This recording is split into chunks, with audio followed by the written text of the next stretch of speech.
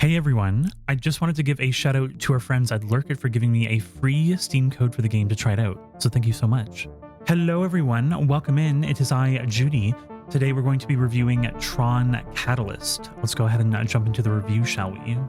TRON Catalyst begins with a compelling premise. Casting you as EXO, a courier program whose routine delivery goes horribly wrong. The opening quickly launches you into a blend of beat-em-up action and a time loop mystery where each failure will reset the cycle. It's an intriguing setup that fits well within the TRON universe, creating immediate narrative momentum as you push to break free from the loop and ultimately save the grid.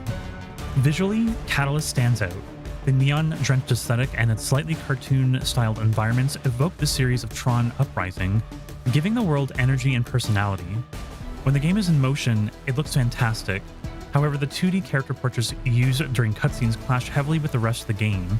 Bland and a bit uncanny, these portraits consistently undermine emotional beats and feel out of place against the otherwise strong presentation. Following the prologue, the game hands you a decently sized map to explore on your light cycle. At first, this open-ended structure feels exciting, but the novelty fades quickly. Light cycle traversal often feels a bit uncomfortable, and most buildings or zones contain little beyond repetitive layouts and minor loot. Exploration becomes more tedious than rewarding, and a world that initially looks expansive ends up feeling rather empty. Combat presents a similar contradiction.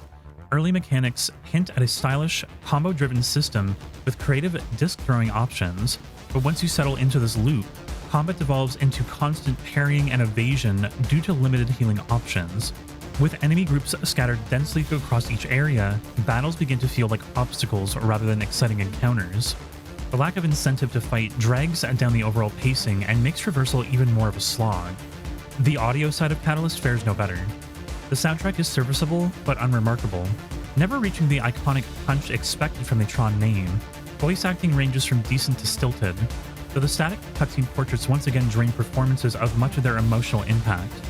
Nothing is outright bad, but little ever stands out. Where TRON Catalyst truly succeeds is in its story.